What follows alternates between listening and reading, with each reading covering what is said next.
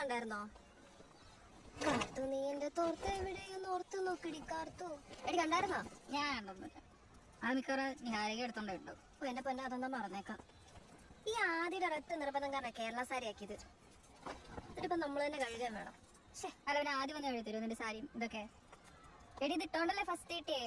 ഏതിട്ടാലും ഞങ്ങൾക്ക് തന്നെ first prize കിട്ടിയാണ്. Reenu, നിന്റെ കോൺഫിഡൻസ് കുറച്ച് ഓവറാണ് കേട്ടോ. എന്റെ ദൈവം, ഞാനൊരു തമാശ പറഞ്ഞ. തമാശ ഒന്നല്ല, നീ കാര്യമായിട്ട് പറഞ്ഞ എനിക്ക് മനസ്സിലായി. നിന്റെ ഫോൺ അടിക്കുന്നുണ്ട്. ആരാ? അമൽ ഡേവിസ്. ഓടി കിടന്നു. ഹലോ.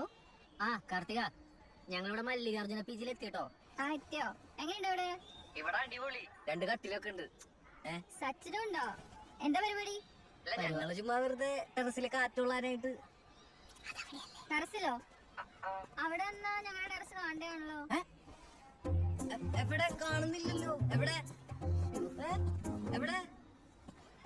എടി അവന്മാരല്ലേ അത്? റീനു ഇവിടെ തുണി കാണിക്കട്ടെ, കണ്ടോ? എവിടെ? അല്ല, ഒരു രക്ഷോൾ പൊക്കി കാണിക്കട്ടെ, കണ്ടോ? അതെ. കാർത്തിക, ഞങ്ങളൊരു താങ്ക്സ് പറയാൻ വിളിച്ചാട്ടോ. നിങ്ങൾ സജസ്റ്റ് ചെയ്ത സ്ഥലം കൊള്ളാം. ആണോ? വെൽക്കം. താങ്ക്സ് മാത്രമേ ഉള്ളോ? ഞാനിത് അങ്ങോട്ട് പറയാനിരിക്കായിരുന്നു. നിങ്ങൾ മൈൻഡ് സ്പേസിലോട്ട് വരുമോ? നമുക്കൊരു ചായ കുടിക്കാം. റീനുനെ വിളിച്ചോ, ഞാൻ അച്ഛനായിട്ട് വരാം. എന്നാലേ ഞങ്ങൾ ഈ തുണി വിരിച്ചിട്ട് വരാം. ഓക്കെ. ശരി, നിക്ക്.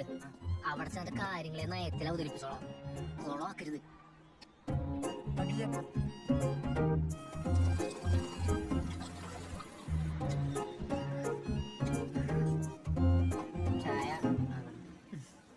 സച്ചിന, നീ ചെന്നൈ പോണെന്നിട്ട് പോയില്ല?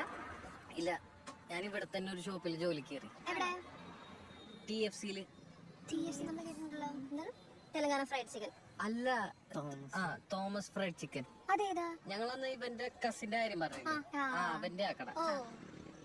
ആ വണ്ടി എന്താ ഇത്? വണ്ടി വ്യത്യാസം തന്നെ കൊണ്ട് കൊടുത്തല്ലേ.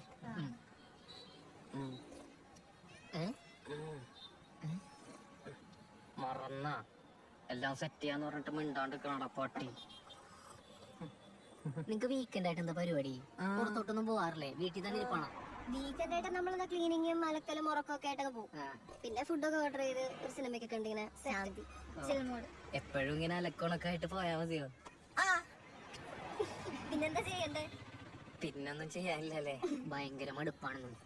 ഇവനാണെങ്കിൽ ജോലി, ഞാനാണെങ്കിൽ പഠിച്ച് മടുത്ത്. ഒന്ന് റിലാക്സ് ചെയ്യാൻ വേണ്ടി പബ്ബി